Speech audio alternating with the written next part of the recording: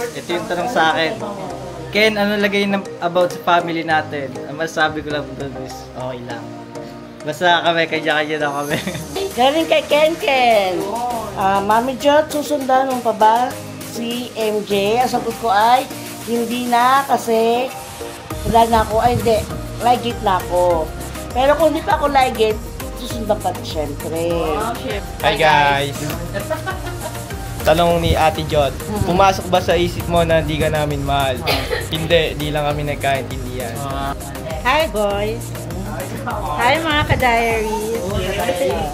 Masaya ka ba ngayon? Lalaban o babawi? At tanong to ni Jerome. Masaya ako ngayon dahil kasama ko kompleto yung kapatid ko, tayo magkakasama tayo. Lalaban ba o babawi? Lalaban syempre, kahit na mahirap yung buhay, lalaban pa rin. Tanong po sa akin ni Tita Maybel, kailan ang kasalan? Future plan for her and Gabo. Bahay po muna. Shoutout sa mga family. Ang paboritong ang tanong sa akin ni Ashley. Yan sa akin na kung ano daw ang paborito kong number. So, family, ang paborito ko ay 1,000. Ang tanong ni Tito Romer ay kung meron kang extra cellphone. Kung meron, bigay mo sa akin pamangkin. Wala rin po akong cellphone. Tanong sa akin ni John G, mahal mo ba ako? Siyempre, mahal kita kahit sobrang tigas ng ulo mo. Tanong ni Cheska, Tito, kamusta ka na?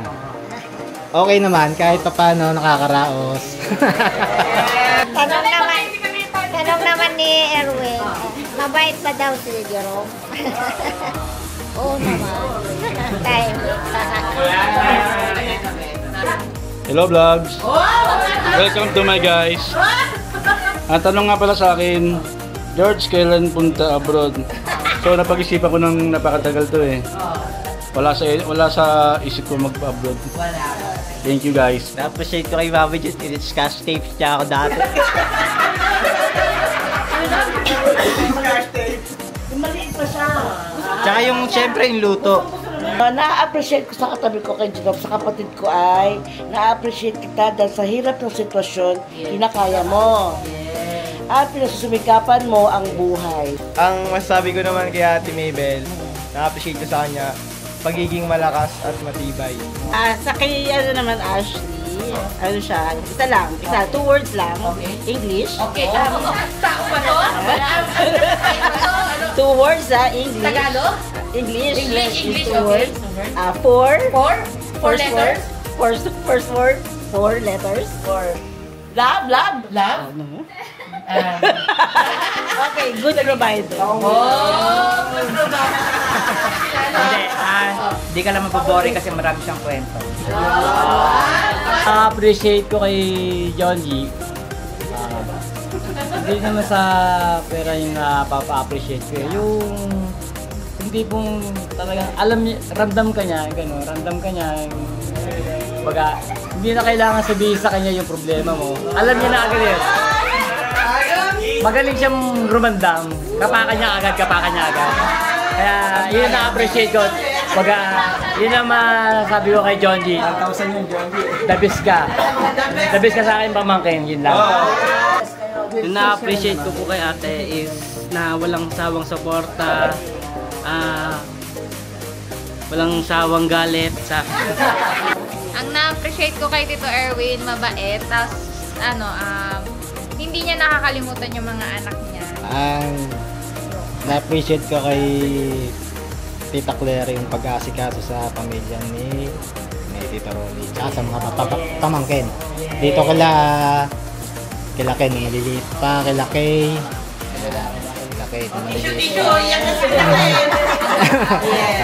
Yun lang. Kay George, mabait, tahimik at medyo pumayat na. Kay Ken, no, na-appreciate ko dyan, nung nagkasama kami sa isang bahay niyan, sa San Pedro, masipag naman, madiskarte sa buhay, mabait na bata. Ang something na na-appreciate ko, dito muna tayo kay Jot. Something na na-appreciate ko kay Jot, hindi ko kaya yung ginagawa niya. I cannot be a housewife. Hindi ko talaga kaya yon. Mahirap para sa akin yon. So I appreciate you for taking care of your family.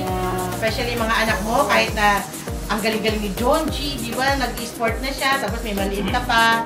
So, yun. Okay? So, ang na-appreciate ko naman kay Jerome, kagaya ng sinabi sa kanya, sino ba nagsabi na ikaw ba yun? Na kahit na meron tayong pinagdaanan, pero nagsikap. Kasi pwedeng hindi na lang mag-aral eh. Di ba? Magtrabaho na lang ako, pero pinili mo pa rin talagang kasi para sa'yo talaga yan. And we are proud of you. I'm happy for you.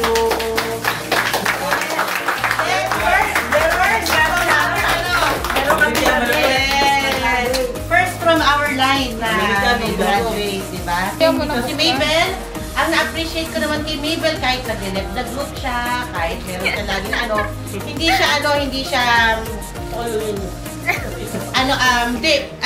si Mabel, kapag gagawa talaga siya ng paraan, kapag kailangan mo ng tulong, gagawa siya ng paraan. Kahit noon pa, nung buhay pa si Jojo, kahit mangutang siya, para lang makatulong sa ano na yun. So, very helpful din si Mabel, kahit na may toyo, nga siya nag-left the group. Next time, don't do that yung left the group. Okay? At ikaw, ayun, na-appreciate ko, tinitingnan ko yung picture nyo.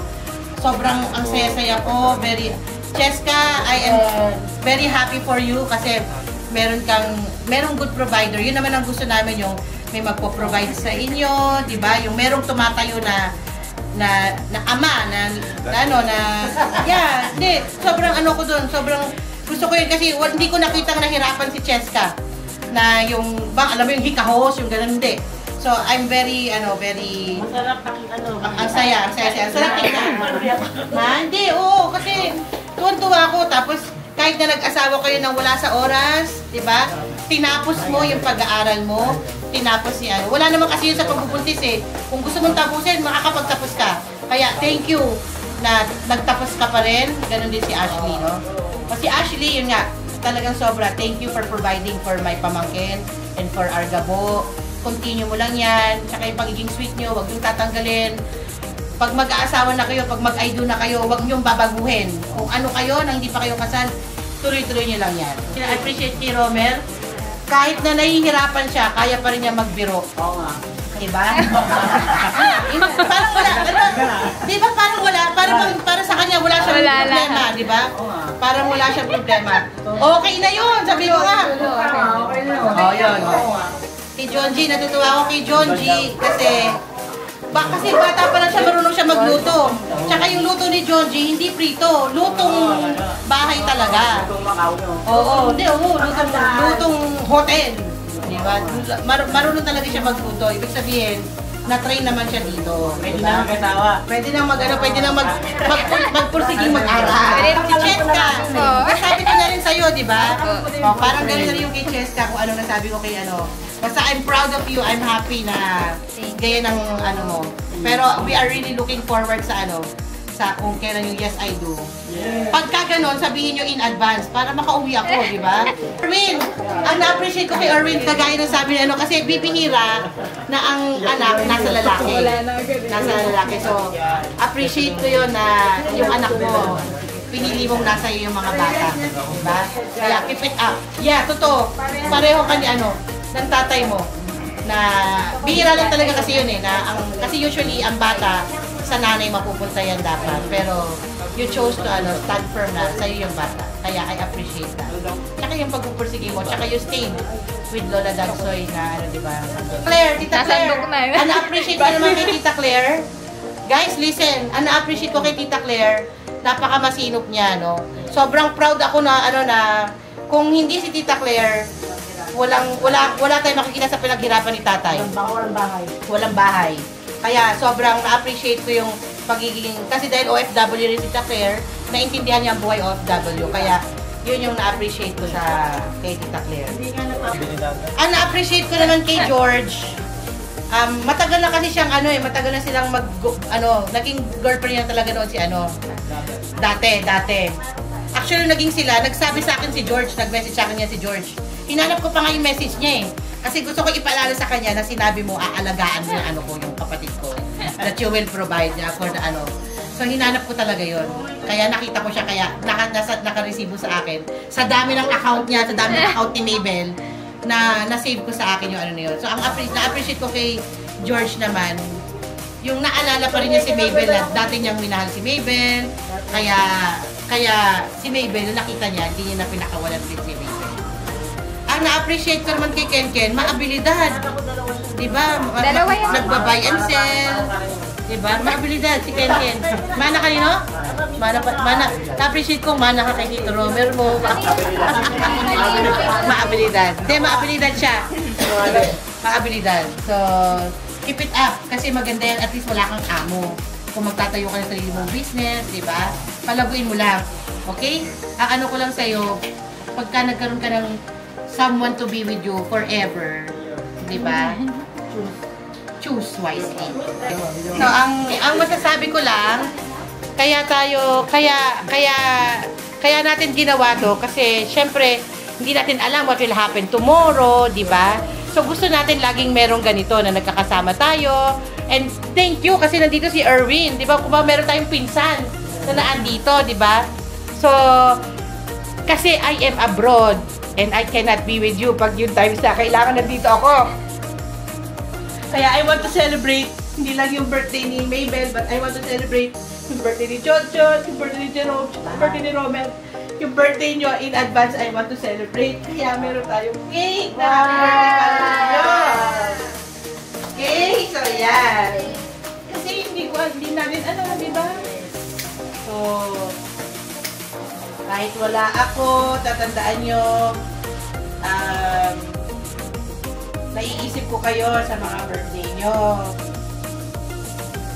And huwag nyo kakalimutan lagi yun, yung mga birthday na yun. Kasi yun yung time na dinala kayo dito sa world, sa Panginoon, naging parte kayo ng pamilya na ito. So, birthday, Jojo, Jerome, and Romer from Ate Michelle. O, kasi kay Mabel, nandito na yung sa kanya, di ba?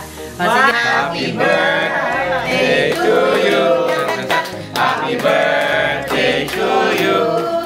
Happy birthday, happy birthday, happy birthday to you. Cha-cha-cha. Blow. Yay! Okay, so dahil birthday nila, may ibibigay ako sa kanila.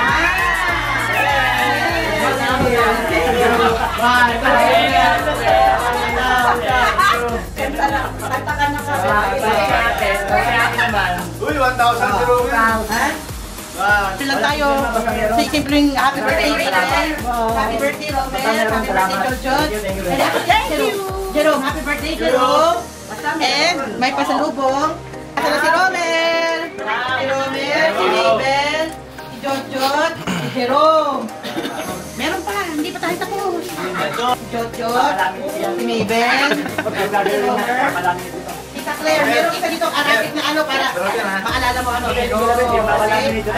Kapalangin dito niya. Favorito ni Ate Michelle. Kaya ako naman naalala sa inyo. Si Jerome, si Mabel, si Jotjot, at saka si Romel. Happy? Kasi dahil birthday talaga ni Mabel ngayon. So Mabel, favorite niya kasi yan eh.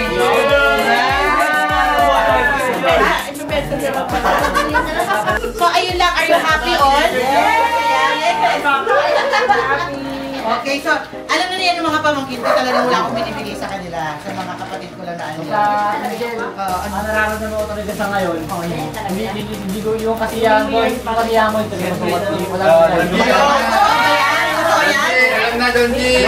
kasiyahan ko talaga ngayon, hindi natuwa talaga. And,